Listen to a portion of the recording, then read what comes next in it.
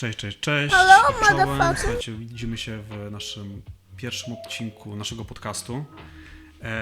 I w sumie, zanim przejdziemy do mięsa głównego, to może opowiedzmy w ogóle chyba trochę o sobie. No nie, Jasiek? To przedstawisz się? Jasne, jak najbardziej. Siemanko, ja jestem Johnny, jestem operatorem kamery, ale dzisiaj będziemy sobie rozmawiać o okładkach albumów w muzyce. Będziemy poruszać różne ciekawe w sumie tematy, może o anime też coś powiemy, o różnych w sumie źródłach. Tak mi się wydaje. Jaramy. Tak, którymi się oboje jaramy. No i co? Też jestem freakiem muzycznym. Tak jak Stefan, który zresztą za chwilę się sam przedstawi, ale takim lekkim słowem wprowadzenia chciałem wprowadzić tutaj właśnie Stefana. Zresztą też chyba tak się poznaliśmy z Jaśkiem przez nasze geekowanie i to będzie gdzieś taki chyba główny teatr naszych działań, czyli tak grube geekowanie na temat wszelkich rzeczy związanych z szeroko pojętą kulturą. Popularne i niepopularne opinie będziemy wygłaszać. Ja się nazywam Stefan Monin, jestem reżyserem, działam w reklamie i też w muzyce. I w sumie co, Jasiek? Bo myślę, że w ogóle dzisiaj sobie razem wybraliśmy, że poruszymy temat identyfikacji wizualnej w muzyce. Jest to temat praktycznie, który jest związany jeszcze od chyba 1890 roku w ogóle, jeżeli chodzi o muzę. I my się trochę też poznaliśmy, nie? Powiedzmy, że tak my się poznaliśmy, to było to związane troszkę też poniekąd z produkcją okładki, nie? Muzycznej. Tak, znaczy w zasadzie to nawet nie okładka, to powiedziałbym bardziej alternatywna okładka w ogóle jednego utworu. Mianowicie, czekaj, czy to w ogóle był utwór Not Like That, tak? A faktycznie, Czy to- no tak, czy to- bo wyszliśmy od tego, że my się poznaliśmy w momencie highlightu całego beefu, nie? Między Drake'em a Kendrickiem. Dokładnie. I wtedy pamiętam, że ty wrzuciłeś okładkę do BBL Drizzy, czy co to tam było, nie? Tak, to było BBL Drizzy, to była alternatywna okładka w wykonaniu Cover Art Matters, bodajże taki profil na Instagramie i on zrobił taką okładkę, gdzie po prostu jakby wiesz, Kendrick miał beach Tak. i był w motywie jakby Django. Tak. To właśnie pamiętam. To bardzo fajne, wiesz, odzorowanie tej scenki z Django. Później chyba też pamiętam, że bo samo BBL Drizzy miało fatalną okładkę. Potem o tym gadaliśmy, to byłby jakiś AI slopik, nie? Tak. Wpadł. Myślę, że ten temat w ogóle zaraz też poruszymy w trakcie. Wiesz, jak się tam to rozwinie. Dokładnie. Słuchaj, fajnie by było, też zanim w ogóle przejdziemy do współczesności i tego, co w ogóle się dzieje aktualnie na tym rynku, to powiedz mi, tak nawet dla Ciebie, czy okładka, cała identyfikacja, wiesz, wizualna związana z płytą odgrywa ważną rolę, czy nie? No zdecydowanie, wiesz, to jest tak jakbyś nie chciał się ubrać w ubranie, bo przecież, musisz się jakoś pokazać przed swoimi znajomymi, przed samym sobą tak naprawdę też, nie? Jeśli nie masz własnej identyfikacji, jak nie widzisz siebie i tak dalej, no to wtedy nie ma ciebie, więc jeśli, wiesz, muzyka dla mnie nie ma i jakby nie było okładki, no to dla mnie nie ma tej muzyki, nie ma tego wszystkiego, co jest wokół. Jeśli jest i okładka, i cała identyfikacja, jakieś założenia, statementy wokół tego wszystkiego, no to wiesz, to ma wtedy sens, nie? Wiesz, bo masz ten taki cały makroświat dookoła muzyki, który, wiesz, teoretycznie można by to było olać, nie? I w ogóle jakby podejść do tematu na odwal się, a na dobrą sprawę ja mam trochę tak, że jak nie podoba mi się jakiś element identyfikacji, albo tym bardziej nie podoba mi się okładka, nie mogę się czasami przemóc, żeby faktycznie, wiesz, podejść z jakąś taką otwartą głową do muzyki. Wiem, że wiesz, jest takie powiedzonko, nie? Don't judge book by its cover, nie? I ja trochę w to nie wierzę. W sensie w temacie i książek w ogóle, absolutnie mnie to wnerwia, kiedy widzę gówniane okładki do świetnych książek. Tak. Szczególnie, wiesz jak jest, jak wydają na przykład, jak wychodzi adaptacja i wypuszczają ci okładkę z plakatem filmu czy coś. O nie, wiesz. to nie, to w ogóle to zero, tak, totalne zero. Nie, to wiesz, jeśli nie ma takiej identyfikacji jako, wiesz, rzeczywiście oryginalnego takiego coveru, no to wtedy to jest takie, dajmy byle co, no bo przecież czemu by nie, co nie? Więc rzeczywiście tu też się z tobą zgodzę, że rzeczywiście nie ma co oceniać. W sensie jest co oceniać, bardziej w tym sensie, bo wiesz, no to wszystko powinno mieć okładkę i to powinno jakby rzeczywiście mieć, wiesz, że coś Ma ten ciąg swój właśnie, że wiesz, zaczyna się od muzyki, a kończy się właśnie na okładce, na czcionce i tak dalej. Tak, tak dalej, dobór nie? fontu, cokolwiek. No, Tak. myślę sobie, bo zaczniemy ogólnie trochę od historii i jak w ogóle wylądowaliśmy w miejscu, w którym wylądowaliśmy teraz. No bo masz koło siebie winyle, nie? I w ogóle zacznijmy od tego, że to był tak naprawdę pierwszy nośnik, na którym zaczęto utrwalać muzykę. Wiecie, w 1890 to był okres, kiedy mieliśmy zamiast, może pokażesz Tak, jasne. Marvin Gaye'a tutaj? Tak. Ogólnie, generalnie, to jest, nie wiem czy to dobrze widać, wydaje mi się, że jak najbardziej. Jest to w ogóle, wydaje mi się, że trzecia moja płyta winylowa, którą w ogóle, o dziwo, zakupiłem w Biedronce. Dał mi jakieś świetne deale, nie? Pamiętam, jak Tak. był nawet Untitled Unmastered Kendricka. Też właśnie mam z Biedronki, dokładnie ten album. Teraz o wiele lepiej chyba chodzi niż wtedy za 3 dychy. Pamiętam. Tak, ale to są właśnie albumy, które można było kupić w Biedronce. Wiesz, Arctic Monkeys, w ogóle jakieś... Kawał dobrej muzy tam był. Tak, dokładnie. I wiesz, i ja kiedyś chodziłem dosłownie, wiesz, mieszkając w Krakowie, więc taki mały hint powiedzmy, że mieszkamy sobie razem ze Stefanem w Krakowie. Chodząc, jakby wiesz, jest Kazimierz, masz świetne undergroundowe takie vinyl shopy. Paul Boutique na przykład. Paul's Boutique, jest jeszcze taki jeden przy Starowiślnej, bardzo fajny sklep. I wiesz, ja tam rzeczywiście chodziłem na te polowania, wiesz, żeby zobaczyć, są to takie pudła 5, 10, 15 zł. No bo wiesz, nie było budżetu i tak dalej na to, ale zawsze się coś chciało kupić, co nie? No to tam kupowałem te płyty, ale jednak w Biedronce po prostu, wiesz, nowiutkie, nieodpakowane, co nie? Za 30 zł, Marvin Gaye czy jakiś Kendrick nawet, no to się, wiesz, dla mnie w głowie nie mieściło, co nie? Pamiętam Także- te czasy stare, jak to w ogóle był boom na winyle, bo przez dłuższy czas to był praktycznie, można powiedzieć, taki wyginięty gatunek. Pamiętam, no wiesz, no powiedzmy lata 90., 2000, no to CD-ki wyparły, winyle, a potem od 2010, wiesz, były akcje jak Vinyl Me Please, były takie subskrypcje w Stanach chociażby, podpisywałeś się, że co miesiąc ci wpadały takie piki, nie, które ta ekipa, powiedzmy, szykowała. Wiesz, coraz było więcej, powiedzmy, że wiesz, też vintage store'ów, gdzie były te winyle dostępne i był po prostu totalny renesans. Też one powiedzmy, że w samej kwocie osiągnęły, wiesz, niebotyczne rozmiary względem tego, co było kiedyś. Więc w ogóle, wiesz, możemy to w ogóle odnieść nawet do mody z ciuchami vintage, nie? Że jak kiedyś, powiedzmy, jak ludzie łazili po lumpach czy coś, to było to wręcz po prostu skarbnica, nie? Rzeczy.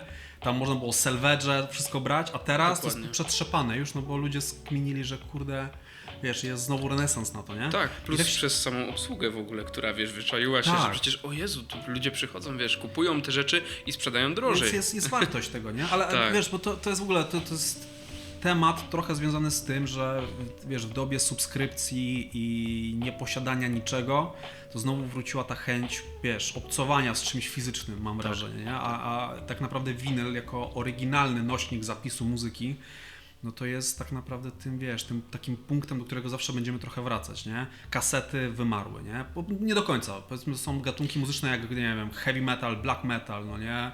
Tam death metal, gdzie dalej, powiedzmy, jest olbrzymi kult tego. Nawet w hip-hopie, powiedzmy, szczególnie w Polsce. Trochę tak. CD-ki zostały wyparte, moim zdaniem, tak grubo teraz, nie? Że już nie ma tych czasów, jak wchodziłeś do Media Markt i miałeś takie stanowisko, gdzie mogłeś sławki założyć i odpalić każdą płytę, nie? Na CD-ku. Tak, można było rzeczywiście. No, to się już jakby skończyło. Jest taki znak czasów, nie? Był. Ale wiesz, to jest normalne, nie? Technologia wypiera inną technologię, albo wracamy do punktu wyjścia. Z filmami mamy to samo, nie? Nie wiem, czy za dzieciaka miałeś tak, że chodziłeś do tam DVD store'u, żeby sobie wypożyczać filmy? Oczywiście, jasne, tylko wtedy jeszcze się nawet nie wypożyczało. Ja jeszcze pamiętam czasy, gdzie wypożyczaliśmy kasety, wiesz, VHS-y i oglądało się te wszystkie bajki Co nie? Disneya jakieś. Najbardziej moja traumatyczna bajka, czyli Królewna Śnieżka, nie wiadomo czemu, bo się bałem czarownicy, wiesz, będąc małym dzieckiem, bo to było w taki sposób w ogóle zrobione te bajki. To jeszcze na tych kasetach, ten odbiór tego, to w ogóle też niesamowite. No i patrz, no całkowicie VHS-y też się trochę stały takim nośnikiem minionej epoki, nie? Ale już raczej do nich nie wrócimy z uwagi na to, że jednak jakość zapisu daleko odstaje od tego, do czego jesteśmy przyzwyczajeni teraz, ale w przypadku winyli Kwestia jest wręcz odwrotna, że prawdziwi audiofile, no to robią sobie cały setup. Zresztą masz kolumny, masz gramofon i Tak. wiesz, czym to się je, no nie? Czy wiesz, jak sobie podłączysz dobry adapter, masz preamp, no to jest rozkosz dla uszu, nie? Tak. I do czego zmierzałem? Jakby do tego, że wiesz, że mamy Spotify'a, nie? Mamy Tidale i tak dalej, gdzie ta idea okładki to de facto jest taki mały, wiesz, pikselek, nie? Na który popatrzysz, nie popatrzysz, ważniejsze to, czy klikniesz w tą, wiesz, w odtwórz, nie? No i powiedz mi, jakby nawet stricte, nie? Jak przyglądasz sobie Spotify i tak dalej, zwracasz uwagę na okładki, czy nie? Jak najbardziej, wiesz, choć ja zauważyłem tutaj takie też, mam taki podpunkt mały, który chciałem właśnie przytoczyć, że wiele osób w ogóle zauważyłem, puszczając utwory, nieważne wiesz, czy to jest jakiś nowy artysta, starszy artysta, patrzą na ilość odsłuchań. O, stary. Wiesz, patrzą na ilość odsłuchań i to jest tak, dobra, no to jest najczęściej odsłuchiwane, do tego posłucham, wiesz. Nie popatrzy ja na przykład bardzo lubię robić coś takiego na odwrotnego, czyli coś, co jest bardzo niszowe, czyli nie wiem, ma na przykład tam paręset tylko odsłuchań, to jestem bardziej skłonny, żeby to sobie posłuchać, bo to ma mniej tych odsłuchań i wtedy, wiesz, na to zwracam uwagę, jakąś tam mniejszą, ale rzeczywiście na okładki, wracając do pytania, zwracam uwagę, jak najbardziej, choć wiadomo, wiesz, tak jak powiedziałeś, są to małe piksele, wiesz, jest to mniejsze i mniej jednak się da zwrócić na to uwagę, a przy takich, wiesz, jednak winylach pełnowymiarowych, no to jednak patrzysz na to, trzymasz to, możesz tego dotknąć, tak jak na przykład, tu akurat tego nie mam, ale mam jeszcze album Rammstein, w którym masz te wkładki zdjęć i masz, zresztą widziałeś, pokazywałem ci to, Tak, jasne. możemy tutaj wrzucić, są zdjęcia jakby tych z zespołu. Tak, poszczególnych członków, nie? I Tak, tam każdy tak. jest w innej perspektywie nieco ujęty. Dokładnie, w takim korytarzu i tak. Ale bo to jest coś, czego mi na przykład brakuje w momencie obcowania z albumem na, wiesz, nieważne czy to Spotify, czy to nawet był iPod, cokolwiek. Pamiętam te czasy, jak się zgrywało przez iTunesa, nie? Oczywiście, tak. Brakuje insertu, bo jakby insert poza tym, że masz tam teksty, wiesz, dalej masz nawet przecież Geniusa i tak dalej teraz podpiętego ze Spotify, ale chodzi o to, że miałeś tam stricte, wiesz, ten element, że siadasz, rozpakowujesz tego winyla, wkładasz go, nie masz opcji, masz opcję skipowania, ale raczej słuchasz od początku do końca, nie? Przez ten element, że musisz tą, wiesz, igłę przesuwać, nie? Więc sobie rozsiadasz się, otwierasz ten insert, nie? Patrzysz na grafiki, na elementy tego, wiesz, tego światu, nie? No wiesz, odpalasz sobie Key Day, Radiohead, no to siedzisz i przeglądasz tę, wiesz, tą wkładkę, deep nie? dive, co nie? I widzisz, że tam był wykreowany cały taki, wiesz, ten taki wszechświat, nie? Dookoła tego albumu.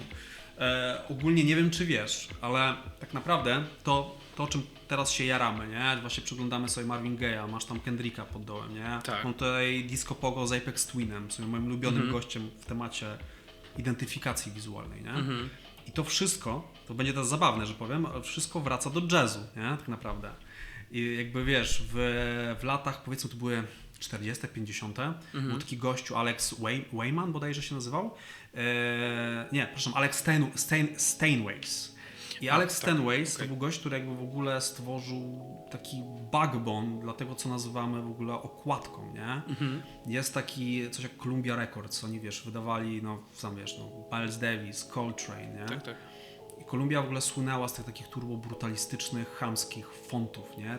I jakby zdjęć, które miały taki wręcz ten cinemascope nałożony, były takie bardzo filmowe, nie? Tak. Więc jakby, wiesz, wszystko wraca jak zawsze do jazzu, nie? Gdzieś tam faktycznie po raz pierwszy mogliśmy to, wiesz, zaobserwować, co to jest ta, wiesz, silnie powiązana identyfikacja z muzyką, nie? I wiesz, oboje jesteśmy dosyć dużymi entuzjastami muzyki hip-hopowej, nie? I ja mam w ogóle tutaj, wiesz, mam wrażenie, że jednocześnie, bo w hip-hopie jest od zawsze ten gdzieś był element bardzo ważny, ten wizualny, ale ja odnoszę wrażenie, że też w hip-hopie to jest jeden z najbardziej zaniedbywanych elementów. W sensie, wiesz, cover art. Tak, jak najbardziej. Wiesz, no ja jak sobie przypominam, właśnie jak mówimy o hip-hopie, te pierwsze albumy, na przykład właśnie te mixtape'y i tak dalej, gdzie wiesz, jest jeden ziomuś, który ma, wiesz, chaina dużego, w tle jakieś, wiesz, pitbulle, nie? New York City w tle, wiesz, wielki napis, Compton, coś tam i tak dalej, nie? To to rzeczywiście nie szło dobrymi torami. Bo wiesz, bo to wynikało z kilku czynników, ja mam wrażenie, bo jakby, wiesz, jeżeli sobie wrócimy do A Tribe Called Quest, czy nie wiem, nawet do pierwszego NASA, nie? To mam wrażenie, że nawet w 80'sach, wczesnych 90'sach było zupełnie inne postrzeganie okładki hip-hopowej niż powiedzmy w latach 2000. Bo zmieniła się po pierwsze, że to była już dalej taka bardzo offowa muzyka, nie? Więc ważniejszy był dalej ten cały message dookoła muzyki. Zauważ, że w momencie, w którym hip-hop stał się maksymalnie mainstreamowy, był ten okres bling rapu, nie? Lata 2000, Cash Money weszło, Lil Wayne chociażby, świetny przykład. To te okładki krzyczały tylko jedno moim zdaniem. Ego, wiesz co, nie? Tak, I jakby widzisz gębę gościa, widzisz chaina, jak powiedziałeś, nie? Ale głównie to ma być element marketingu czy szeroko zakrojonej akcji, niżeli faktycznie element świata, nie? Tak. Jakby, wiesz... Świata jakby tego artysty, nie? Żeby rzeczywiście widz mógł sobie, popatrzeć na to i tak pomyśleć, kurczę, no to jest coś, co chce się zagłębić, co nie? To jak on pokazuje swoją rzeczywistość, właśnie, no nie wiem, opowiada tę historię. Tutaj wiadomo, to już wchodzi kwestia storytellingu i tak dalej, tak jak na przykład u Kendricka, nie? Gdzie wiesz, on przez cały album opowiada historię, tak na dobrą sprawę. Jeśli chodzi o Good Kid, Mad City, tak o tym mówię konkretnie. To jest najbardziej filmowa jego płyta de facto, nie? I de facto to nie jest najładniejsza okładka, jaką widziałem, bo to są dwie wersje, jedna z tym vanem, a druga z dzieckiem. Ze zdjęciem w ogóle rodziny, nie? Rodziny. Jakby obie okładki nigdy mi się nie podobały z per se jako okładki, ale mają ugruntowanie w tej historii, nie? Co jest super. Mr. Morale ma chyba najlepszą okładkę, moim zdaniem, z Kendrickowskich. Też tak mi się wydaje, choć w ogóle o dziwo tutaj chcę powiedzieć, że Untitled Unmastered ma bardzo fajną okładkę, pomimo tego, że to jest po prostu która wraca zielona... do tych pierwszych okładek, nie? Tak, że to jest, wiesz, po prostu zielona okładka i tyle. Nie ma nic. Wiesz, ja lubię ten element minimalizmu trochę i w ogóle, wiesz, prędzej że później poruszymy ten temat, ale Kanye, jakkolwiek, nie? Miał podobny zwrot, pamiętam, w temacie okładek, z takich turbo, wiesz, odjazdowych, zrobionych przez Murakamiego okładek, nie? Poszedł w kierunku totalnego minimalizmu. To był chyba Yeezus. I tam pamiętam, że robił okładkę Virgil Abloh, nie? I jakby tam kiedyś oglądałem cały materiał na ten temat, że oni ogarnęli coś takiego, że oni to nazwali jako Open Casket Funeral dla CD-ków, bo tam de facto masz, okładka to jest, wiesz, wyłożony insert i sam CD-k na przezroczystym szkiełku. Tak. I że tak, wiesz, oglądamy, jak wiesz, zmierzch po prostu idei CD, nie? To była chyba jedna z najlepszych okładek, jakie pamiętam, nie? Gdzie hip-hop, pamiętam, że jakby dalej był tym takim transcendentalnym organizmem w temacie konwersacji muzycznej, nie? I nie wiem, no lubisz w ogóle okładki Kaniego, czy tak sobie? Tak, nie, ja bardzo lubię, ale właśnie chciałem się ciebie też zapytać o zdanie, jak u ciebie, czy wiesz, byłbyś w stanie zrankingować w ogóle ogólnie okładki? A hip-hopowe czy ulubione? Nie, chodzi mi bardziej tutaj o Kaniego. Wiesz co, temat Kaniego to jest w ogóle bardzo złożona kwestia, bo jakby zawsze był tam jakby element tego kontekstu, jakby związanego z tą osobą, powiedzmy, jego historią, ale że zawsze był ten element jakby całej historii. Na przykład wokół płyty, nie? Że to byłby był cały koncept związany z daną płytą. Na przykład miałeś Dondę, nie? Donda ma chyba, nie wiem, można powiedzieć, że to nie jest okładka, bo jest po prostu zwykła czarna, zwykły czarny kwadrat, tak. pozbawiony czegokolwiek. I de facto, wiesz, jest tam element tej całej żałoby, podejrzewam, gdzieś tam wepchnięty w to, nie?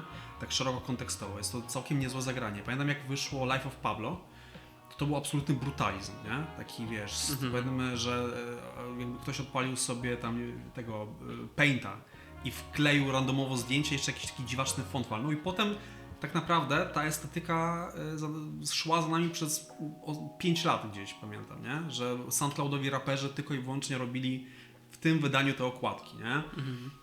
Pamiętam właśnie, co jeszcze było takiego. Pamiętasz ten, była taka, ja to nazywam bardziej epką, co nagrał chyba w Wyoming, jak to się nazywało? To jest I Hate Being Bipolar, It's tak, Awesome. It's Awesome, nie? I to też było w miarę, powiedzmy, że ikoniczne, jak na tamte czasy, nie? Zagranie. Wiesz, po prostu takie I don't give a F, nie? W tym temacie. Więc bardzo, bardzo mi się podoba gdzieś ten element bycia trendsetterem, chociaż nie zawsze mi się te okładki podobają, nie? Jakby wiesz, to jest ten taki element ciekawy. Jakby jego oryginalna trylogia miała chyba najlepsze okładki, jak sobie teraz myślę, nie? Tak stricte z punktu estetycznego gdzieś, nie? Od Graduation, wiesz, Late Registration, jakby ten College Dropout, nie? Świetne zdjęcie, nie? Tak. Zwykłe proste zdjęcie. W ogóle czasami mam wrażenie, jak ty, wolisz jak jest fota, czy jak masz grafikę? Ciężko zdecydować, tak szczerze powiem. W sensie, wiesz, no zależy do czego, wiesz, trzeba się odnieść, nie? Czy do właśnie jakiejś, nie wiem, postaci, czy do jakiegoś, nie wiem, kurczę, założenia. Ciężko powiedzieć, nie? Ale wydaje mi się, że czasem nawet dobrze zrobiona fota może wyjść na taką graficzny cover, że wiesz, na przykład tak jak robisz zdjęcie makro, załóżmy, nie? To wręcz to się później może wydawać grafiką. O, fajnie, ktoś zrobił jakąś abstrakcję, nie? A to jest zdjęcie makro. Więc gdzieś to, powiedziałbym, że gdzieś po środku leży ta moja perspektywa. Jasne. Powiem ci, że po dzień dzisiejszy chyba moja ulubiona okładka z tego takiego, powiedzmy, quasi hip-hopowego świata, no to jest chyba Blond jednak, kurczę. To jest tak dobra okładka. Ja ją rozkminiałem na tyle sposobów. Dziś tutaj pewnie walniemy te okładki, o których gadamy, żebyście widzieli.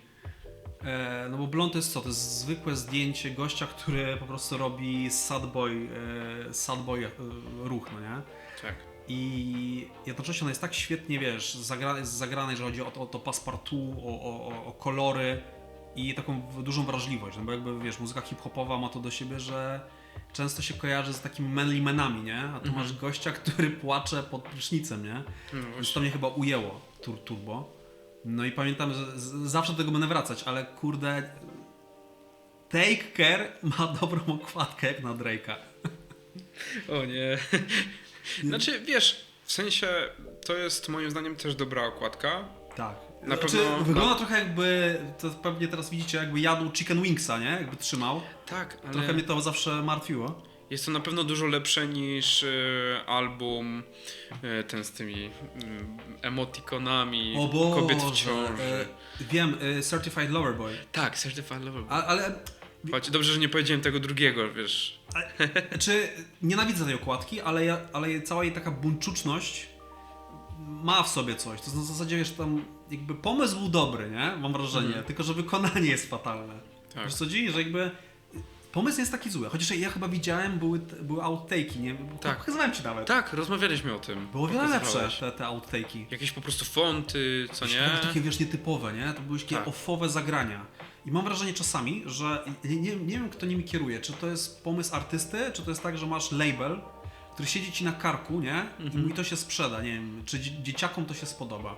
Znaczy, wiesz, w wypadku Drake'a wydaje mi się, że skoro ma ghostwriterów, no to ma też gości wszystkich. Ale on ma całą ekipę, on ma najlepszych od- grafików świata pewnie. No tylko wiesz, tylko właśnie pytanie, kto rzeczywiście finalnie decyduje za tym, nie?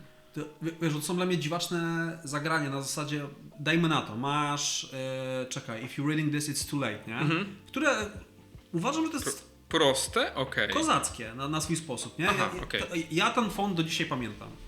Ja do dzisiaj No pamiętam, wiesz, Six Gada, nie? Który tam jest w rogu.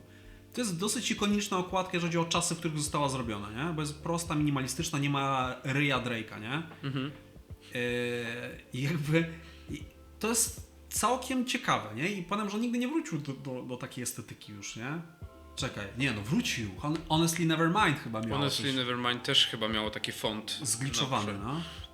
Więc w sumie kurde, to była w sumie też jedna z jego lepszych okładek. Tak, a co powiesz o tej okładce? Tylko kurczę, nie pamiętam jaki to też był album, była taka dziewczyna i ona robiła takie, wiesz, Stary, z ja grillzami. nienawidzę tej okładki. To jest Nienawidzisz? okładka, to jest łączony album z Savage'em, czy nie?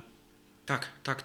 Stary, nie znoszę tej okładki, dlatego że to zdjęcie mnie odpycha, nie? Jakby ja wiem może, co oni chyba chcieli sprawić, żeby miał cringe od oglądania tej okładki, bo cały, nie wiem czy pamiętasz, ten cały pre-release tej płyty polegał na tym, że oni brali, nie wiem, chyba Tiny Desktop, próbowali odtworzyć koncert, robili takie fejkowe... Takie fejkowe rzeczy, jakieś performance'y takie, tak. I ta okładka się wpisuje w ten taki goofy świat, nie?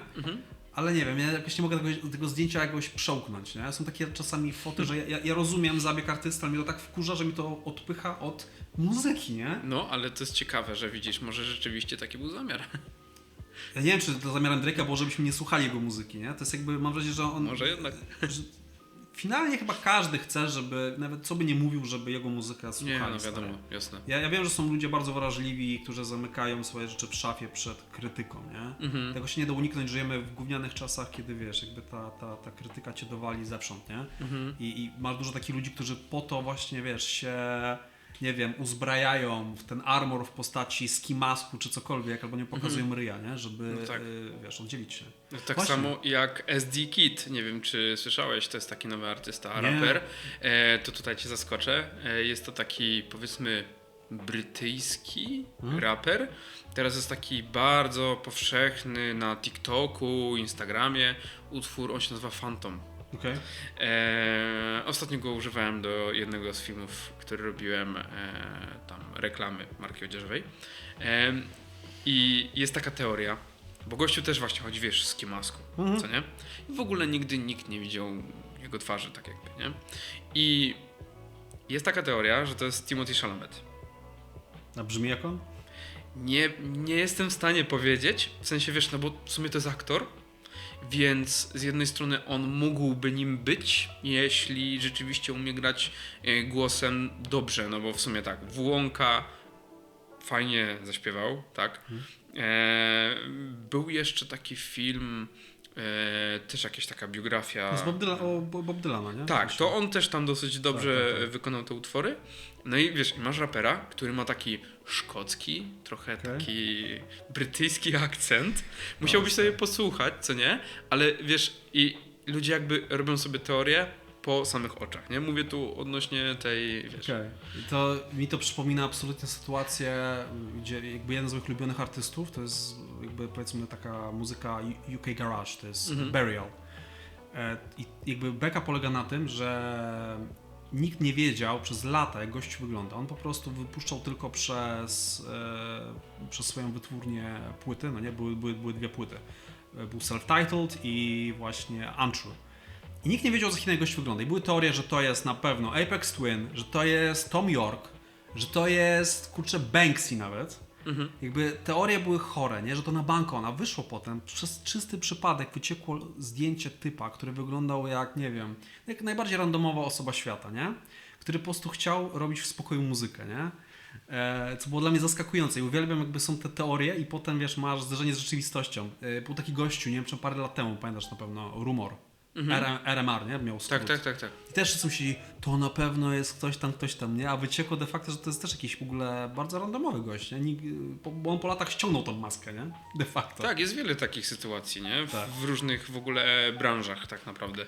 Czy wiesz, YouTube'owych, muzycznych. Słuchaj, to jest w ogóle grubszy temat, bo gadamy trochę ogólnie o identyfikacji. I dla mnie ten element tajemniczości to jest najlepszy element i marketingu, i w ogóle mitologii. No bo jak sobie analizowałem ostatnio w głowie, nie?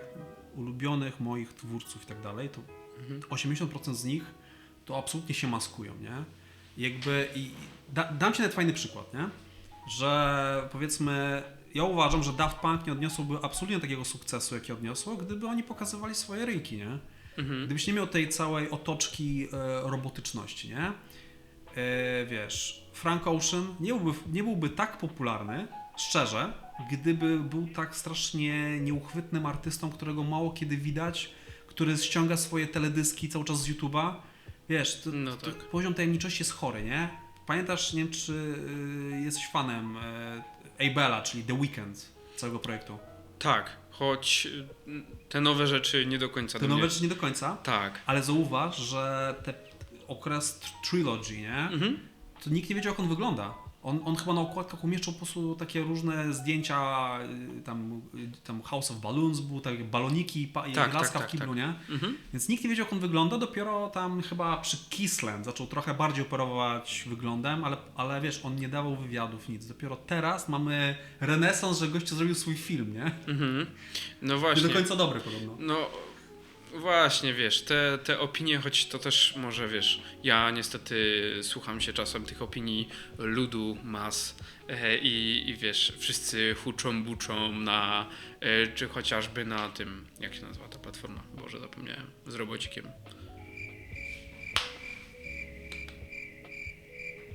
To jest, co, to jest A, strona? Boże, Reddit. Pitchfork, co? Reddit. No, o No, Boże, na Reddicie, tak, stary. tak, na Reddicie, wiesz, Kopalnia. huczą, buczą, że nie oglądajcie tego, nie traćcie swojego czasu. No to ja, wiesz, tak sobie myślę wtedy o tym. Myślę sobie o tej muzyce, którą słuchałem jego kiedyś, która jest teraz, czyli powielanie schematów, czyli weźmy starą piosenkę z lat 90., nawinijmy ją w moim własnym stylu, ale będzie to ten sam tekst, to nie? Czyli na przykład Killing Me Softly, tak?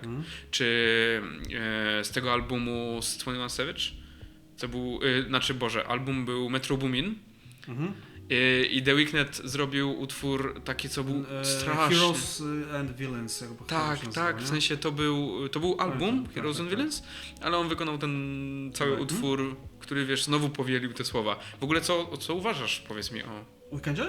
Nie, nawet nie o Weekndzie, tylko o powielaniu tekstów. My jesteśmy w tak dziwnym, starym momencie w historii, nie? To się nazywa, wiesz, kultura patchworku, nie? Gdzie mi się wydaje, że ciężko będzie teraz wymyślić koło na nowo, więc dlatego teraz mamy miksy, na zasadzie masz hyperpop, masz death metal łączony z japońskim, wiesz, chipmunkiem, masz chore rzeczy, nie? Jakby ja już się czuję trochę za stary, nie? Na niektóre rzeczy. Ostatnio, wiesz, próbowałem się w hyperpop, nawet chyba gadaliśmy o tym wkręcić i te rzeczy mi się podobają, a czasami czuję, że to jest taka, wiesz, deprywacja moich wszystkich jakichś tam, wiesz, sensorycznych doznań, że nie daje rady. I powiedzmy nowa generacja dzieciaków pewnie bardziej jest w stanie to, wiesz, przez siebie przefiltrować, nie? Więc jakby nie mam problemu, znaczy nigdy nie lubiłem coverów, od razu powiem, nie? W ogóle nie znoszę coverów, nie? Może jest kilka historii, które mogę zaakceptować, ale jakby nie lubię tej kwestii, wiesz, właśnie odgrzybywania i nadawania temu nowych barw. Stary, to czego nie znoszę i nie będę z tym walczyć, to jest jak teraz jest taki debilny trend w trailerach od lat, że bierzesz jakiś kawałek, tam dajmy Bruce'a Springsteena, nie wiem, cokolwiek, wiem. tylko takie filmowe bębny, każdy trailer wygląda jak takie samo przeprodukowane gówno i brzmi tak samo. Wiesz, Nolan wymyślił, wiesz, te hornsy, Tak. zaraz puścimy sobie w tle to, no nie? Tak. I teraz każdy to w trailer upycha, nie? Po prostu ile wlezie. Tak. I to brzmi, wiesz, każdy film wygląda tak samo. Stary, ostatnio widziałem trailer takiego filmu, nazywa się Obsession, gdzie cały trailer, wiem. to jest chyba, widziałeś to? Tak. Co gościu tam sprawdza pudełko, że jakieś życzenie tam złożył, że chciał, żeby kobieta, w której się zakochał, odzajemniła uczucie, więc wypowiedział życzenie. I teraz ma problem z tym życzeniem, bo chyba sobie zażyczył, żeby miała obsesję na jego punkcie. I w związku z tym dzwoni na infolinię, nie? Czy można coś z tym zrobić? Jakby to dla kontekstu. I to jest tak świetnie zbudowany trailer, że my wszystko już wiemy, ale de facto nic nie wiemy. I tak mi brakuje tych czasów, nie? Że jakby kiedy była taka tajemniczość, stary, w tym wszystkim. No nie? właśnie. Jest taki fajny zabieg, nie? I na przykład w muzyce kiedyś był bardziej popularny i w ogóle powiedziałeś Reddit, nie? To mi się pierwsze skojarzyło, to jest Alternate Reality Game, że poza tym, że dostajesz muzę, to przed releasem, to jeszcze artysta ci zostawia jakieś takie w randomowych miejscach, na mieście jakieś takie QR kody, coś tam, rozwiązujesz To jest super. gromadzi się społeczność wokół tego, nie? Tak, to jest, wiesz, to jest bardzo fajne właśnie do tej identyfikacji, o której ciągle rozmawiamy i budowaniu właśnie takiego też, wydaje mi się, napięcia, wiesz, przed wypuszczeniem czegoś, nie? I dajesz ludziom takie hinty, powiedzmy właśnie tak w postaci tych QR kodów czy coś i wiesz, oni wtedy co to jest ciekawe, co to jest, nie wiesz, nawet taki random, nie? Który, wiesz, idzie... Możesz się zainteresować nawet tą muzyką od razu, nie? Ja sobie nawet rozkminiałem, iloma artystami do końca my byśmy się nie zainteresowali, gdyby nie otoczka wokół ich postaci. Chyba teraz gadaliśmy ostatnio, że teraz było Spotify Wrapped, nie? Jakiś czas temu. O nie. Ja miałem tam głównym, powiedzmy, artystą, który dominował mnie, no to była Ethel Cain. I to jest taka, powiedzmy, gotycka wersja Lany Del Rey, której nie lubię de facto, a to jest taki bardzo taki wręcz zabarw, taki wręcz rockowo, metalowo, taki storytellingowej, bo to jest jakby ona wymyśliła sobie w ogóle postać Ethel Cain. To nie ma takiej osoby. Ciekawe. I cała estetyka bazuje się na takim preacherstwie, takiej właśnie, wiesz, córce preachera, która zmaga się ze swoją seksualnością, z jakimiś tam różnymi elementami, jest ta kultura Teksasu, no nie? I wszystko jest w takim właśnie gotyckich barwach, nie? Teledyski, jej cała persona taka tajemnicza. To było coś, co mnie tak cholernie zaintrygowało, że zacząłem szperać, nie? W Reddicie jest cały fandom, nie? Tak byś tam siedzi. Przypuszczam. No i wiesz, który zajmuje się, wiesz, odnajdywaniem tych kodów i rozwiązywaniem tych zagadek. I to mnie wciągnęło, ale muzyka jeszcze bardziej mnie dowaliła, nie? Więc jakby fajnie, kiedy nie masz tego jednego layeru, tylko jeszcze się dzieje, wiesz, cała ta machinacja. No stary, ty wiesz najwięcej o Kendricku i pewnie sam zaraz tam opowiesz, bo to jest layer na layerze oparte tak naprawdę, nie? Od teledysków do przedstawienia muzyki i wszystkiego dookoła, nie? Zdecydowanie. W ogóle easter eggów, że wiesz, oglądasz sobie... Masz teledysk, on miał jakieś, wiesz, obrazy odwrócone, gdzieś tam sobie robił pompki i tak dalej. I to wszystko to są jakieś różne ciekawe nawiązania w ogóle do tego, co on chce przekazać i do tego, co się gdzieś tam, powiedzmy, w tym uniwersum Kendricka stało, co nie? Pomiędzy nim a Drake'iem, w ogóle innymi artystami i tak dalej, nie? Więc... Przecież gap pomiędzy wypuszczeniem w ogóle, wiesz, Not Like Us, a Mr. Morale był dosyć duży, nie? To było, tak. Miał wtedy tą przerwę, nie? Tak. Od nagrywania muzy. Tak. To chyba było w ogóle zarzucone zawsze Kendrickowi, że nie idzie na ilość, nie? Tak, nie, no bo wiesz, bo on wydaje rzeczy co około 3,5 roku. Co jest bardzo niestandardowe, powiedzmy, jak na rapera, szczególnie który w tej chwili chyba to jest taki number one, nie? Jakby, jeżeli mówimy o tak najbardziej znaczącym nazwisku kulturowo w hip-hopie. Tak, choć teraz i tak przerwał. Tak. Bo wypuszczając GNX-a też nie było 3,5 roku, czy tam te 3 lata właśnie. Ale to jest duża opinia, ja trochę się po nią podpisuję, że to nie do końca LP, nie? Ja to jako mixtape. Mixtape, zdecydowanie. Undergroundowych postaci, nie? No, bo miało to nas w zasadzie zrzeszyć całe Compton, nie? Znowu razem. Tak. Pod w sumie, to jest piękne, nie? Jak hejt zrzesza ludzi. Tak. Jakby nienawiść się zbudująca, nie? Szczególnie w hip-hopie. Najlepsze rzeczy powstawały, kiedy był ten element współzawodnictwa, nie? Jakby, wiesz, tutaj, kurde, wiesz, to jest taka śmieszna rzecz, do której zawsze wracamy gdzieś tam, ale to był fenomen. Wiesz, podejrzewam, że dzieciaki i starsi tak samo się jarali w okresie, kiedy 50, nie? Tam, nie wiem, z J-Rulem się bickowali, nie? O, to z 50 to w ogóle jest teraz naprawdę gruba akcja, jeśli chodzi Mówisz o Diddy'ego, czy co? Tak, wypuścił. A widziałeś już? Właśnie jeszcze nie widziałem, ale ja tylko widziałem te, wiesz, takie krótkie jakby, wiesz, wręcz już memy z tego, że wiesz, ABC News to jest jedyna stacja, którą puszczają w celi, wiesz, w więzieniu, więc on tam się zgodził jedynie na wywiad. To jest troll. Więc po prostu on jest największym trollem w historii, wiesz, w ogóle beefów pomiędzy raperami oczywiście. Wiesz, i ci powiem tak, ja jakby nigdy nie mogę jakby zminimalizować wpływu 50 na lata 2000 i dziś zauważyłem, że czasami jest w ogóle pomijany w tych wszystkich listach, nie? Tam najlepszych płyt lat 2000 czy coś, no bo Get Rich or Die Trying to był fenomen stary, jak to wyszło, nie? Wiesz co, to było wszędzie, nie dało się tego gościa w ogóle z lodówki, wiesz, dobiegały, nie? Te bity od doktora Dre, nie? I mam wrażenie gdzieś, że jakby, po pierwsze, miał zawsze brzydką identyfikację, to ma brzydkie okładki, sorry. Guys, tak, nie? Ale nie, w sensie, wiesz, ja też się pod tym podpisuję. Bo to jest okres bling-blingu niestety, nie? Tak. I gdzie, wiesz, większość okładki to jest albo jego ryj, albo tors, nie? Albo to, jeszcze wiesz, z tą gołą klatą, i tu, wiesz, ręce. Tak, jeszcze rozbita szyba, czyli właśnie to było... Drugi LP chyba, czyli już nie pamiętam stary, bo ja już się pogubiłem w jego dyskografii. Moja znienawidzona okładka to jest chyba lew z oczami 50 czy coś, nie? A, tak. A to ja jeszcze jakby z jednej strony ja kiedyś kochałem tą okładkę, będąc dzieckiem, bo to była w ogóle moja pierwsza płyta CD. I to jest album, na którym właśnie też tytułu niestety nie pamiętam, bo wiesz, tych tytułów, tych różnych albumów jest naprawdę milion. Ale to jest okładka, gdzie wiesz, jest taki plan takiego mega zbliżenia, nie? I w połowie jakby twarzy on jest jakby taki zwęglony. Stary, to jest w ogóle grafik po prostu Także, płakał, nie?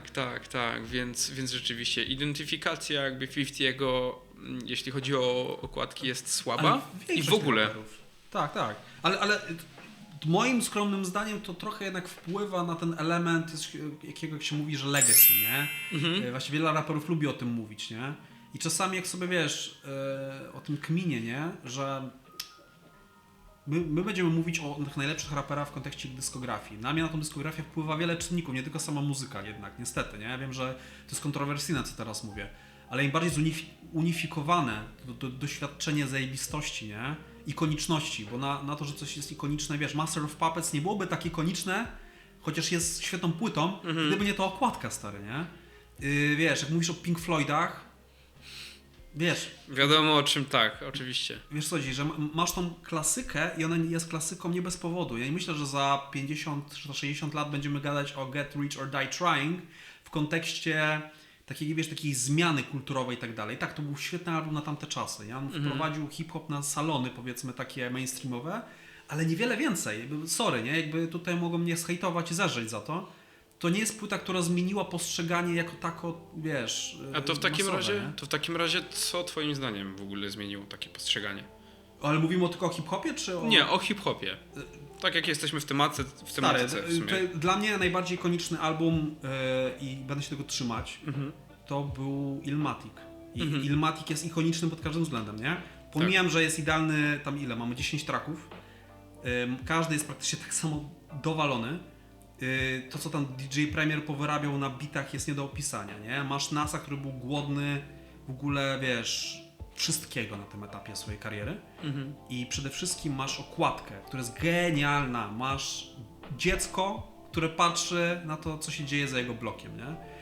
I pamiętam, że oni próbowali powtórzyć ten sukces na It Was Written, gdzie masz po prostu starszego NASA, Tak. był tak źle wkomponowany w to, a potem masz trzeci LP, gdzie masz głowę faraona, stary, przy tym samym blokowisku. Widziałeś Tak, to? tak, widziałem. Oni jakby, ja rozumiem, że nas chciał być konsekwentny, ale tutaj już wpadło coś na zasadzie fuck me, man. Tak, to było rzeczywiście takie trochę nieprzemyślane, no. Czy- W sensie, wiesz, jakby zrozumiałe jest to, że chciał się, wiesz, przytrzymać w tej jakby Tak. tematyce. Ale on chyba sam zrozumiał, że jak bardzo ikoniczna jest na tym etapie ta okładka, nie? Że jakby nie chciał, wiesz, od tego uciec, nie? Do końca. Ale był to kop w dupę trochę jednocześnie dla tej jego dyskografii, nie? Stary, inny przykład. Jeden z moich ulubionych płyt hip-hopowych, Mad Villain, nie? MF Doom i Madlib. Stary, Oczywiście. ta okładka jest tak prosta, jest tak zajebiście dobra. Masz po prostu, wiesz, maskę MF Dooma, który jest, wiesz, w czerni i bieli to zdjęcie, on jest po prostu ikoniczne, nie? Jak sama ta maska. Masz wiele takich, wiesz, jak będziemy sobie gadać o tych najlepszych płytach hip-hopowych, to pewnie podejrzewam, że od razu widzimy tą okładkę, nie? Wiesz co chodzi, od razu to widzisz, nie? No tak, I tak to powinno zdecydowanie. działać, nie? Tak, że tylko mówisz sobie nazwę i od razu widzisz, nie? To jest element wizualizacji, nawet nie musisz, wiesz, myśleć po trackach czy coś. Ta okładka zawsze będzie gdzieś w twojej głowie. Słuchaj, jakby tutaj wchodzimy w, myślę, wydaje taki ciekawy punkt, bo to się nazywa elityzm. I na przykład mam wrażenie, że nigdzie to lepiej nie dominuje niż w ogóle w metalu. Bo ostatnio słuchaliśmy razem, siedzieliśmy na sofie wiesz, tego co się teraz dzieje Tak, aktualnie. tego Defendu, tak?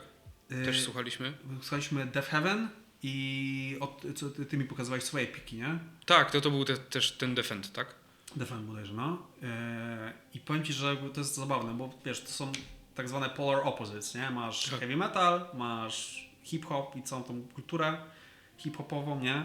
Od lat kiedyś, powiem, jak ja byłem dzieciakiem, to były takie wojenki, nie? Że jak ty jesteś brudnym metalem czy coś, jak się nazywało, kucem, to jesteś, wiesz, gościem, co ma spodnie spuszczone do jaj, nie? No tak, no tak.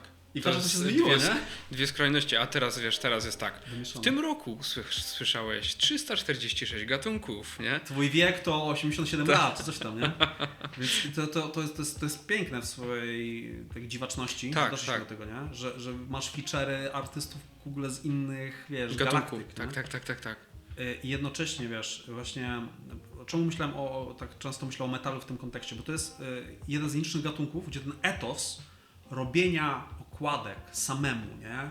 To jest honor twój, nie? Że musisz sam zrobić tą okładkę, albo grafika mieć, który zrobić tą okładkę i ona jest jeszcze w takim konkretnym kluczu, jak to ma wyglądać, nie? Pokazywałem Ci chyba Death Heaven, tą okładkę, która była różowa i mieliśmy Tak. takie the fuck is this, Co nie? się dzieje, tak. I ja w ogóle nie sądziłem, że wiesz, że to będzie coś metalowego, nie? I to wtedy jest najciekawszy punkt zapalny w ogóle całej społeczności. Teraz już nie, ale pamiętam, że w tamtym czasie to po prostu na tych forach stary, na Encyklopedia Metalum czy coś tam, to po prostu wybuchały, wiesz, wojny na ten temat, że jak w ogóle jest profanacja gatunku, nie? No. Bo jest ten element elityzmu strasznie wyostrzony. Jakby, wiesz, ja to mógłbym zrozumieć, kiedy sam miałem te 12-14 lat i myślałem, że Raining Blood to jest najlepsza płyta wszechczasów. Jest świetna, nie? Dalej tak myślę, ale come on. I jakby wiesz, i był ten element niechęci do przygarniania osób z zewnątrz, nie? Że to jest tak fajne i niszowe, zostawcie to mi, nie? Mi się wydaje, że w momencie, w którym odbierasz ten element, nie? Właśnie te brzydkie, dziwaczne, groteskowe okładki, jak odbierasz te fonty, które są nie do przeczytania, nie? Jak ktoś gałęzie rozwalił, No tak, nie? zdecydowanie. To traci trochę na tym walorze, wiesz, fuck off, zmiataj z mojego podwórka.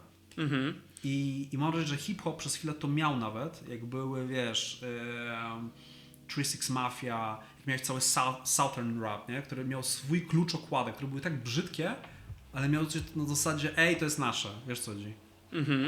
I jakby... Tak, choć nie umiem przywołać sobie, wiesz, gdzieś tam w głowie tych okładek, tak szczerze powiedziawszy. Tutaj pokażemy kilka jakby, wiecie, zbiorczych Tak. dzieł, nie? Żeby było widać w ogóle, z czym to się je.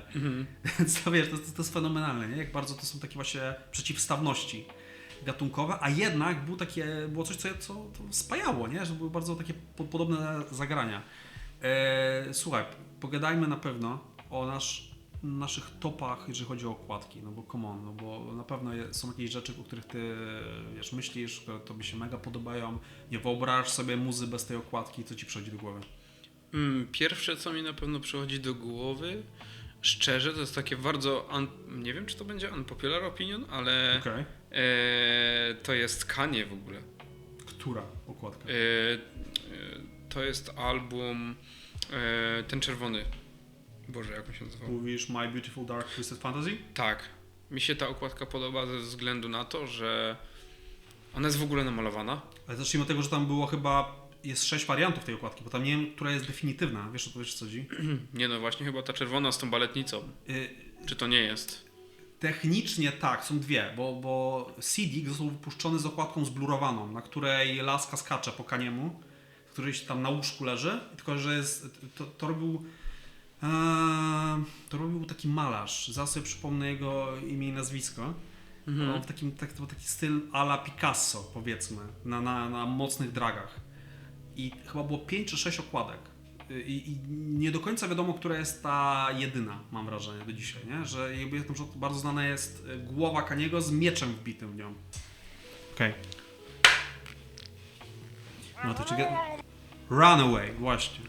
I tak. To był chyba okładka, ta okładka była do singla, mi się wydaje, ale jest świetna, by the way. Też mi się bardzo podobała. Dobra, to wiemy, że lubisz My Dark Twisted Fantasy, co dalej? Kurczę, ciężko stwierdzić tak z głowy. Najlepiej, bo nieprzygotowany wtedy. Tak, w ogóle nie jestem przygotowany tak szczerze. No, także wiesz, no to miała być tak jak luźna sobie pogadanka, o to mówiliśmy. Tak, dokładnie.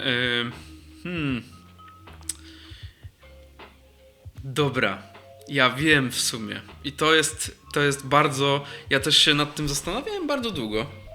Od zawsze. Jest to właśnie ta okładka. Pokazuję ją idealnie, wydaje mi się, w centrum kadru. Bo jest ona po prostu, nie wiem, jakoś tak wyważona, kolorystycznie i w ogóle, wiesz, kompozycją. Tu się dzieje wszystko na tej okładce. Czekaj, bo wibruje coś.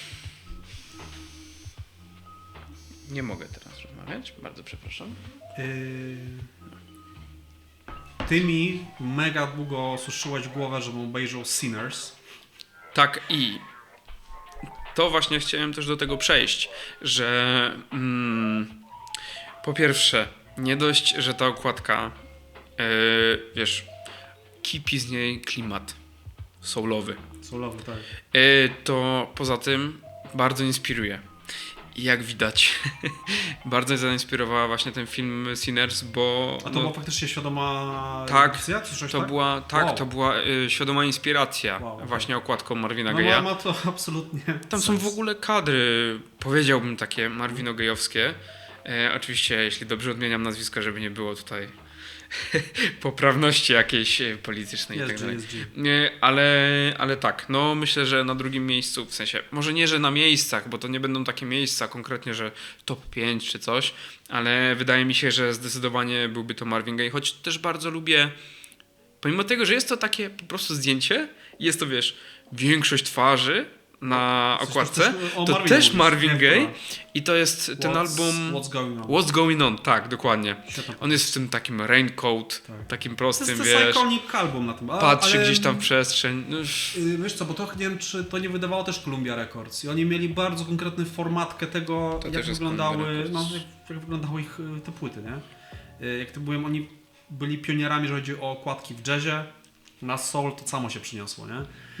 Ja w ogóle mam też po pierwsze, że kocham ten album, ale po drugie mam z tytułowym utworem fajne wspomnienie, bo po raz pierwszy usłyszałem w ogóle Marvin Gaye'a w swoim życiu, oglądając film Jima Jarmusza, Broken Flowers. To jest jeden z moich ulubionych filmów tego twórcy. I tam jest taka zajebista scena, jak właśnie on dostał list, że no, ma tam nieślubne dziecko, no nie? I zapalił sobie tam w kominku, wiesz, lampeczka wina i gość przeżywa egzystencjonalny kryzys przy tej muzyce, nie? Więc co to za kawałek w ogóle, co to jest? To musiałem to szazamować, czy co to tam było. Tak, tak. Także... Swoją drogą świetne narzędzie w ogóle, uważam, że wiesz, jesteś w jakimś miejscu i wiesz, szazamujesz sobie, bo jak, no co, zaczniesz robić ten swój humming i tak, co to może być, tak. Nie? A tu, wiesz, Shazam naprawdę bardzo, kurczę, fajne narzędzie, bo nieraz jadąc nawet, przepraszam, tak tylko skończę szybko, jadąc autobusem, wiesz, gdzieś słyszy się jakiś utwór, cokolwiek, w jakimś radiu, nie? I nagle masz takie, hej, to jest zajebiste. Czy słyszę gdzieś tam audycję, bo mój tata właśnie, wiesz, dużo słucha tych audycji radiowych, w Radiu 357 czy Radio Nowy Świat, to wiesz, bardzo często kiedykolwiek gdzieś do niego przyjeżdżam, takie, ej, to jest zajebiste. Muszę to szazamować, co nie? I później jest tylko moje utwory z Shazam, co nie? I wszystko kojarzę sobie, ej, to wszystko zapisałem przez tatę, nie? W sensie przez to radio. Stary, ja mam z Shazamem tylko takie konkretne wspomnienie, jak byłem na jakimś festiwalu czymś takim. Pamiętam, że był chyba jakiś, nie pamiętam co to dokładnie było, jaki był wtedy koncert, ale pamiętam, że przede mną powstała jakaś pani chyba i szazamowała na miejscu tego twórcę. Pamiętam, że był straszny cringe jakby tam dookoła. No tak. Był bardzo zabawny, nie? Ale Shazam się nawet przydaje w takich sytuacjach, nie? Tak. Dobra, mieliśmy co? Mieliśmy Marvina, coś jeszcze? Mieliśmy Kaniego i myślę co jeszcze. Mamy tutaj w ogóle parę jakichś tych okładek tutaj na tym. O, tak się składa, że tutaj też jest Kanye. Ale wydaje mi się, kurczę, wiesz, tak wertuję sobie wszystkie te covery w głowie. Jest ten Kendrick gdzieś tam. No właśnie bardzo fajna była ta okładka tego Mr. Morale, tak jak mówię. Najlepsza z Kendrickowskich na pewno. Joy Division. Joy Division, stary, to w ogóle to jest ciekawy case, bo projektant od Joy Division też zrobił dla New Order okładkę. To był gościu, który w ogóle jest takim ikonicznym na tym etapie już grafikiem. I właśnie to jest absolutny taki Bauhaus wręcz, taki wiesz, odniesienie takiego właśnie brutalizmu, lata 20, jakby wiesz, zeszłego wieku, jakby turbo kozak. Tylko, że z Joy Division mam wrażenie, że wiesz, to już w ogóle przekroczyło element muzyczny, tak jak z Pink Floydami i to się zrobił, wiesz, fajny nadruk na koszulce, nie? Dla ludzi, którzy nawet nie słuchali tej muzyki. I nikogo nie potępiam, chodzi mi o to, że to już jakby weszło poza muzykę trochę, nie? Bo muzyka Joy Division jest na tyle, może być dla kogoś nieprzystępna, mam wrażenie, chociaż jestem dużym fanem, że jakby bardziej ikoniczna od muzyki jest okładka, nie? Jakby tak, to też jest ciekawe, fenomen. Nie? Tak. Z Pink Floydami stary tak samo. Co mi się kogoś zapytał, czy słuchałeś, wiesz, Dark Side of the Moon, to ktoś powie, nie, ale kojarzę okładkę, nie? Tak. I to jest mega ciekawe. Z tym pryzmatem, nie? Tak, dokładnie. Tak. No? Albo w sumie też Wish You Were Here, czyli wiesz, dwie osoby. Tak. Ja ostatnio widziałem w ogóle bardzo ciekawy film o tych outtake'ach. gdzie wiesz, rzeczywiście gaśnicą później po tym gościu, wiesz, i były te różne kadry i ten gościu rzeczywiście był podpalany i w pewnym momencie, w ogóle przy ostatecznych tych kadrach, które wiesz, tam miały być tymi alternatywami, on rzeczywiście już zaczął się palić. I oni mieli takie, ja pierdzielę, szybko, no weźcie go, ratujcie, co nie? I rzeczywiście tą gaśnicą go tam gasili i wiesz, jazda była, nie? Często takie właśnie, znaczy wiesz, mi się pierwsze co teraz zaczęło kojarzyć, to jest okładka do pierwszego LPK Rage Against the Machine z płonącym mnichem, nie? Co z tym ikonicznym zdjęciem wykorzystali, co pamiętam, że wiesz, do dzisiaj są kontrowersje związane z użyciem tego zdjęcia do okładki, nie? Ale sam element protestu był tam tak świetnie wyrażony, że jakby to też pasowało trochę do samego messagingu zespołu, nie? Ale jak my gadaliśmy o psychodelicznym roku, no powiedziałeś przede wszystkim Pink Floyd, no tutaj mamy z tyłu King Crimson, nie? No też w sumie... Ten czarno-biały, tak? Nie, Krzycząca twarz. A, Krzycząca twarz. To jest przecież absolutnie, wiesz, już legendarny cover, nie? Który po prostu już widziałem przemaglowany w tylu filmach, odtworzony, albo nawet w animacjach, nie? Tam w Simpsonach, gdzie tylko by, wiesz, nie spojrzeć, nie? Więc to jest też ciekawe, jak to, wiesz, potem oglądasz, wiesz, jakiś nawet anime, jakiś, wiesz, kreskówkę na Cartoon Network i widzisz te elementy, nie? Tak. Sami dzisiaj opowiadałeś mi, że byliście w kinie teraz na czym? Na Zootopia, nie? I tak, było dużo takich odniesień do... Tak, było sporo dosyć tych odniesień do jakichś, wiesz, liśnienia, czy co tam jeszcze było, milczenie owiec. No i zauważ, że właśnie dla dorosłego, no to grasz na takiej tej nostalgii, nie? Na tym elemencie. Właśnie rzucasz okładki płyt, wrzucasz elementy, wiesz, tam filmowe, które będziemy kojarzyć, nie? Te odniesienia. Więc te easter eggi właśnie są zwykle z tym związane. Dobra, coś jeszcze? Tak, i ja chciałem właśnie dodać jeszcze bardzo fajną rzecz, jeśli chodzi o dziwaczne w ogóle cover arty, to też ostatnio zgłębiłem się w temat takiego zespołu z Norwegii i to był zespół, to był początek w ogóle metalu w latach 80. Okay. I był taki zespół, który się nazywał na M. Oczywiście wrzucimy go tutaj. Mayhem, Morbid Angel? Co to? Mayhem. Mayhem, okej. Już wiem co powiesz. The Mysteries Dom Satanas? Kościół? Ja ci pokażę, żebyś widział. O nie, ja wiem co teraz walniesz mi. Chodzisz ci o zdjęcie martwego Deda? Tak. Widziałeś czy nie? Stary, widziałem. No to jest to, nie? Oczywiście. Ja sobie to właśnie przygotowałem. Down of the Black Hearts. Down of the Black Hearts. Tak jest. I w ogóle to jest taki bardzo biały kruk, Stary, jeśli chodzi o albumy. Ale wiesz, w ogóle byłem ciekawy, czy ty znasz tą historię, bo... Ja byłem psychofanem ogólnie black metalu. To jest bardzo bliski temat mojemu sercu, tak szczerze mówiąc. I jakby jest książka, która jest bardzo hejtowana w całej społeczności, nazywa się Lords of Chaos, która była napisana i tam była ta cała historia Euronymousa z Varg Vikersenem. Jest chyba też film, nie? Varg Vikernesem. Filmu nie oglądaj. Okej. Bo znaczy inaczej, film to jest taka bardzo, mam wrażenie, hollywoodzka wizja tego, co tam się mogło wydarzyć. Pewnie część była bardzo prawdziwa, podejrzewam. Masz tam powsadzone takie turbo, wiesz, turbo studyjne zabiegi, te, które ewidentnie właśnie takie hedzi, wrzućmy love interest jakiś, tak? No dajmy tak. coś tam. Wrzućmy Sky Ferreira, która będzie grać właśnie laskę Euronymousa, który był aspołeczniakiem, wiesz, nie miał raczej na pewno nikogo w tym okresie. Wiesz, bardzo fajne było za to i to myślę, że może Cię zaciekawić w tym filmie, było odtworzenie tego, jak powstała ta okładka. No bo myślę, że tutaj warto nabudować w ogóle cały kontekst sytuacyjny, bo pewnie, wiesz, pokażemy cover, który jest zblurowany, a nikt nie wie, co tam się dzieje, nie? Tak. Dawaj. No, generalnie to jest sobie zespół, jest wokalista Dead, który po prostu w mieszkaniu, domku, w jakimś przylesie. No, tak, oni tam jeśli mieli, tam nagrywali swoją mapkę. Tak. Taka chatka w lesie. Chatka, studyjko, powiedzmy. No po prostu, żeby przed jakby zaciekawieniem tematyką śmierci, tak? Miał obsesję na punkcie śmierci. Miał obsesję po prostu i chłop wziął i się zabił. Tak, znaczy myślę, że nie będziemy podawać dokładnie, co sobie zrobił, bo to było kilka czynności, które wykonał przed faktycznie. Tak, to wiadomo. Ja też pamiętam mniej więcej, co zrobił, ale też nie będziemy o tym wspominać, ale po prostu się zabił. Ważniejszy jest chyba fakt, że kolega zespołu, tak. Euronymous, tak, go odnalazł. Tak, i zamiast właśnie zamówić taksówkę dla ciała, to zaczął mu robić zdjęcia.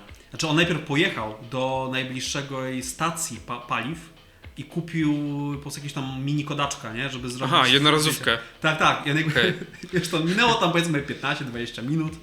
Potem wrócił, zrobił to zdjęcie i dopiero wtedy wezwał jeszcze kolegów, żeby przyjechali też popatrzyli, nie? Tam była cała, wiesz, lawina niepotrzebnych czynności, które zostały wykonane. No tak, zamiast po prostu zadzwonić po karetkę, nie? I to trochę nabudowało ten obraz, wiesz, w ogóle czym jest black metal i tak dalej dla całej ilości dzieciaków, bo trwało to ile oni wtedy mieli, po 18-19 lat, nie? Jakby emocjonalna wrażliwość była na poziomie, wiesz, klozeta, więc jakby potem było utrwalone, wiesz, przez lata, nie? Że black metal jest tym, nie? Że ekstremalny metal powinno być to, nie? Gdzie tak naprawdę, wiesz, było gloryfikowanie bycia absolutnym sukinsynem, co teraz, wiadomo, będziemy wypywać. A tak naprawdę, wiesz, była cała masa fajnych zespołów, nie? Był Emperor, był, wiesz, nawet Morbid Angels, który jest death metalowym zespołem, nie? No, mieli bardzo obrazoburcze elementy, ale nie pamiętam, żeby, wiesz, dokonywali rzezi, tam zabijali gościa, który był homoseksualistą, ani podpalali kościoły, nie? No tak. Więc jakby, wiesz, jakby mam duży problem moralny z wieloma rzeczami związanymi z black metalem, kiedy jestem już starszą osobą. Nie, miałeś kiedyś tak, że muzyka, którą się jarałeś jako dzieciak, nie? To potem wróciłeś sobie z perspektywy czasu, miałeś takie stare nie, jak mogłem się tym jarać, że jakby moralnie gdzieś po prostu tego nie czaję. Tak, myślę, że jak najbardziej. Choć były to rzeczy bardziej, jeśli chodzi o jakby przestrzeń, w której żyłem. Wiadomo, w sensie tak, wychowałem się na innej muzyce niż tą, o której teraz powiem, ale był taki moment, w którym bardzo dużo czasu spędzałem ze swoją kuzynką. I w tym czasie byłem karmiony wręcz Disneyem. A w Disneyu oczywiście było coś takiego jak One Direction, tak. I takie te tematy, wiesz. Takie boys bandy i te sprawy? Takie boys bandy, to było... był taki zespół, ja nie pamiętam dokładnie jak on się nazywał. Teraz na sekundę przerwa. Ty wiesz jak on się nazywał. Ten zespół. Co, Jonas Coś Brothers czy co? O, właśnie, Jonas Brothers. Jedziemy. Jedziemy. Jonas Brothers wiesz, były te Hannah Montana, był ten taki program, nie? Pamiętam wszystko, nie? I stary, ja po prostu byłem tym karmiony i ja to... O stary, i teraz, lobotomia. tak, ja teraz na te, powiedzmy, starsze lata, wiadomo, nie jestem, tak, wiadomo, nie jestem jakiś bardzo stary, ale wiesz, teraz jestem starszy i mam takie, ale bym wymazał ten okres z mojego życia, bo po prostu to jest jakaś tragedia, nie? W sensie, oczywiście wiadomo, z szacunkiem dla gustów muzycznych innych ludzi i tak dalej. Ale przynajmniej, wiesz, ta muzyka, o której ty mówisz, nie była, wiesz, nie była asocjacji z czymś, wiesz, takim moralnie wątpliwym, nie? Tak. Jakby w sumie, wiesz, możemy powiedzieć, że w sumie Disney to jest taka fabryka brania tych nieletnich dzieciaków i robienia im papki z mózgu i robienia z nich idoli. Prawie programy, to jak K-pop, nie? I cała ta taka kultura. Więc może to też jest moralnie wątpliwe. Co przynajmniej nie do tego stopnia, że wiesz, że... Zabijanie zwierząt, ludzi, tak, coś tam, tak, nie? Na Tak. takiej zasadzie, nie? Wiesz, ja rozumiem, że w etos pewnych gatunków muzycznych jest coś komponowane. No, w hip-hop, nie? Zawsze była wkomponowana ta hyper masculinity, nie? Takie bycie takim turbomęskim menem, nie? I tak dalej. Tak. I żyjemy, wiesz, w zupełnie innych czasach, gdzie to jest wykręcane w ogóle w inną stronę, nie? W czasach, gdzie, wiesz, Frank Ocean, który de facto był asocjowany trochę jednak z hip-hopem, nie? Przez Odd Future. To wiesz, okazało się, że gościu jest homoseksualistą, który robi sad boysa pod prysznicem. Masz sad boysów, masz Younglina, masz Blade, no nie? Którzy w ogóle, chłopaki, ciężko stwierdzić w ogóle, wiesz, w jakich się poruszają realiach, nie? Więc to jest fajne, że teraz jest to o wiele większa otwartość i w ogóle zrozumienie pełnych zabiegów, nie? Niż kiedyś by było, podejrzewam. Jakbyś coś pokazał jakiemuś, wiesz, oldheadowi jakąś okładkę, nie? I że to nie jest hip-hop, coś tam, nie? Tak. Dla zasady nawet często, nie? Tylko old school. Stary, jak teraz dresy się nauczyły używać autotuna, nie? I wiesz, się śmieje. No. Ale teraz tak naprawdę, wiesz, bo kiedyś był ten element, jak zawsze się tego śmiałem z tego nagłówka, coś nazywało hip-hopolo, nie? Pamiętasz to? Było coś takiego. Tutaj bym podbił w sumie Soku i Pono, tak? Aha, tak. No. Za Sokoła zaraz dostaniemy pewnie od kogoś ten łeb, no bo jest bardzo sobie jest szanowany, ale de facto ja też bardzo lubię. Ale tak. Jędker poszedł w hip-hopolo, żeby nie powiedzieć disco polo. Ale tak naprawdę wiesz, pamiętam, że PZ miał bardzo długo, nie mógł z siebie zrzucić tego znacznika hip-hopolowca, czy hip-hopolowca, bo miał taką fatalną piosenkę z Sydneyem Polakiem. I potem, na domiar złego, on jakby dalej ciągnął tą współpracę i zrobił z nim płytę. To mu się chyba czkawką odbiło, to było Radio PZ. I to w ogóle to było stare, fenomenalne, bo pamiętam, że to była jedna z tych płyt hip-hopowych w Polsce, która miała bardzo fajną identyfikację. Jakby jak oglądasz sobie, tylko że nie mam przy sobie CD-ka, nie? Jest bardzo ładnie wydany. Taki, wiesz, to jest taka fajna tekturka. Jest bardzo ładnie tam, wiesz, taki emboss na niej. Masz tam zdjęcia tej Warszawy centralnej i tak dalej. To ja wiem, o który ci chodzi. Tak. I potem słuchasz tej płyty i masz takie, o staro, on się spóźnił tak 15 lat, czy jak nic, nie? Jak Dizzy Rascal wypuszczał pierwszą płytę, no to on nawet jeszcze nie myślał o tym, czym jest grime, nie? A PZ, wiesz, 10 lat później stwierdził, o, zrobię teraz, wiesz, grime z Sydneyem Polakiem. Mówię, co? Ja nie wiem, co nim kierowało do dzisiaj, nie? Tak całkiem szczerze, jakby, bo wiesz, ja wiem, że chodzi o łączenie międzygatunkowe czy coś, ale to wybrał sobie najgorszy możliwe chyba, wiesz, i najgorszą możliwą moment osobę. też. On był wtedy chyba na haju popularności, bo pamiętam, że w 2012-2013 roku zajawka na PZ-a była chora. Że wtedy jakby i w środowisku takim oldheadowskim, no nie, takich wiesz, gości pod blokiem, to PZ miał zawsze dobrą opinię, nie? No bo wypuścił 2 klasyczne albumy z Nunem, nie? Powiedzmy, że muzyka, czy to była, rozrywkowa też była bardzo taka, bardziej jeszcze kibolska, nie? Że jak to brzydko powiem. A dopiero, wiesz, od muzyki emocjonalnej, nie? Czy coś to robił już taką, powiedzmy, bardziej dla dzieciaków, powiedzmy, ówczesnych muze, nie? Ale w każdym razie zmierzam do tego, że wiesz, że pominąłem chyba najciekawszy element, bo w Polsce też mamy fajne rzeczy. Sam w sumie zrobiłeś już 2 okładki. Tak, sam zrobiłem 2 okładki, które możemy tutaj wrzucić.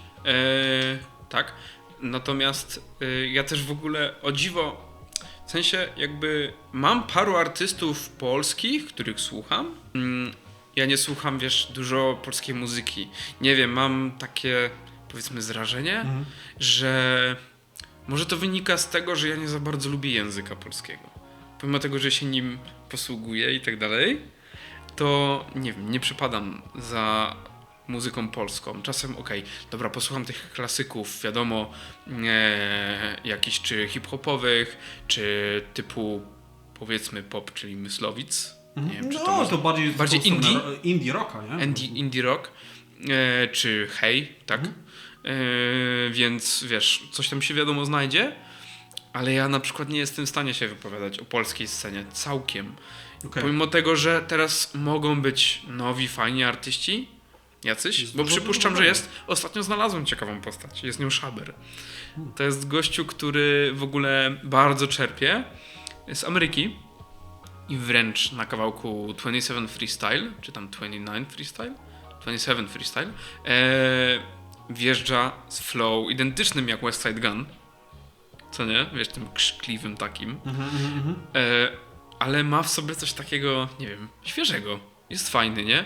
I zdarzają się tacy artyści, których rzeczywiście, gdzieś tam sobie odkryję, ale nie jestem w stanie się za bardzo na ten temat wypowiadać, nie?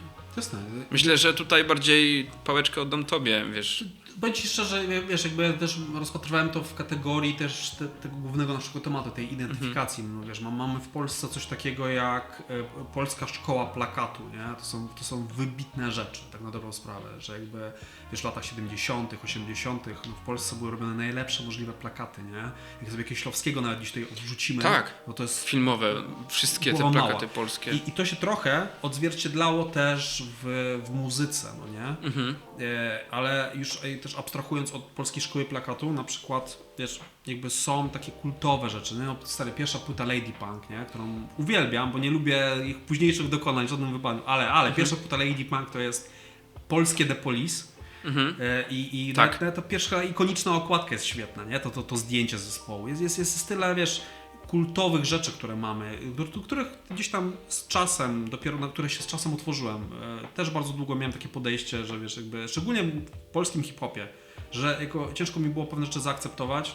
Też wychowałem się bardziej na tym jednak zachodnim stylu. I pamiętam, że pierwszy raper, który mi w ogóle otworzył oczy na polską scenę, to był Małpa. Kilka numerów o czymś się nazywała płyta. To był chyba pierwszy raper, który mówił rzeczy, z którymi mogłem się zidentyfikować. Na takim wręcz, wiesz, bardzo bliskim stopniu. W bardzo bliskim stopniu. I potem automatycznie powędrowałem w stronę PZ chyba. I to były właśnie te pierwsze jego dwie płyty z Nunem, które to jest klasyka tak na tym etapie takiego, wiesz, ambientowego, blokerskiego rapu, nie? Bo inaczej tego nie nazwę. I okładki są dobre, nie? Po prostu świetne.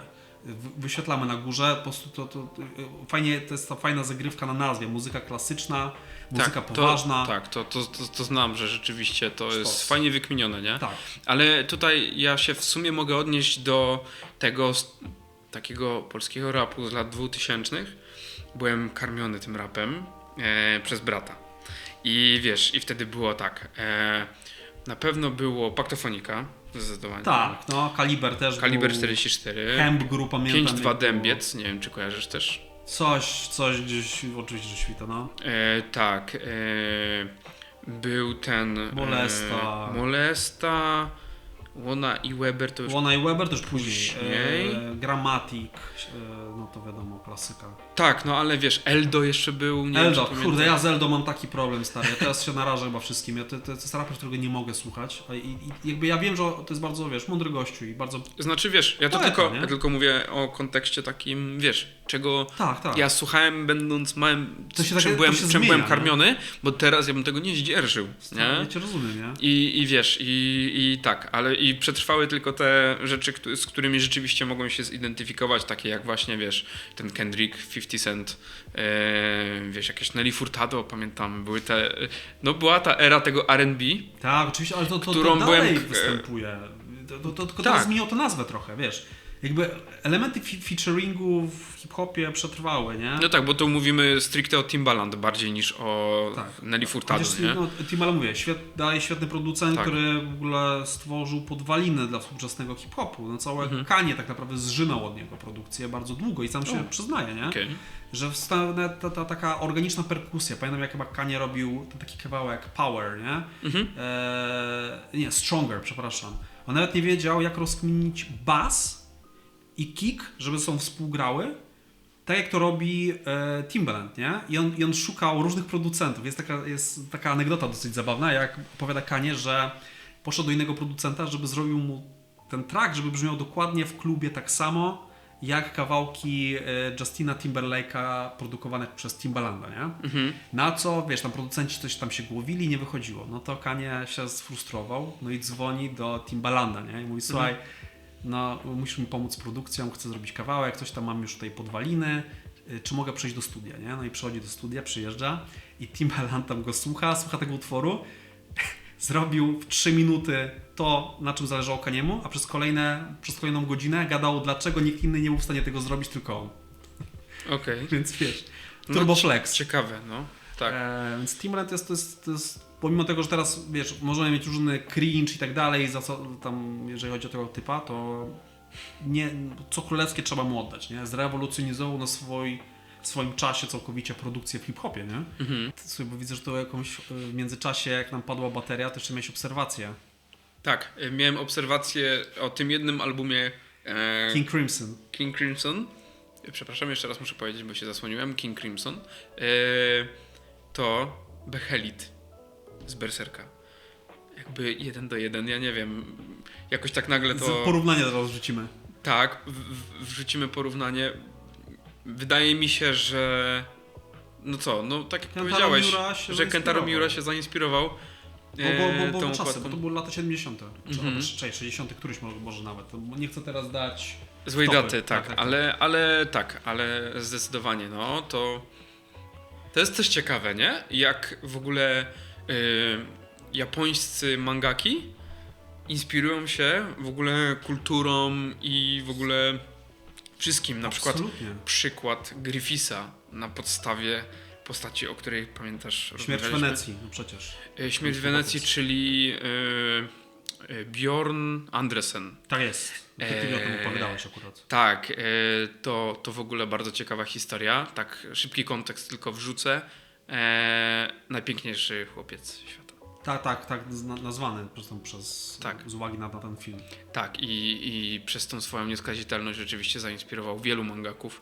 Nie tylko Bardzo wiele w ogóle postaci, tak, Kentaro Miure i tego Griffith. Ale wygląda jak do Griffith, trzeba przyznać, że Tak, widać, tak, że tak. była silne. Tak, bardzo, bardzo silna inspiracja, ale tak. Także wielu mangaków się rzeczywiście inspiruje. To, wiesz, Ale tak, odbiegłem za bardzo, ogólnie, wydaje mi się. Nie, myślę, że wiesz, to jest fajny temat, ale to kiedyś poruszymy w ogóle to, jak bardzo zachodnia kultura de facto zainspirowała Japonię. Nawet jak będziemy gadać o modzie, czy wiesz, o grach, o czymkolwiek, to jakby zawsze czuć. Ale w każdym razie miałem takie do nas pytanie, obu w sumie, nie? Że gadamy o tych okładkach, nie? Lata 70., 80., 90., coś tam. Ale dlaczego dziś tak trudno o dobrą okładkę? Dlaczego dziś trudno o dobrą okładkę? Tak, bo wiesz co, Brak pomysłu. Moje pierwsze przemyślenie, że ludzie często nie wiedzą, jak połączyć to wszystko ze sobą, nie?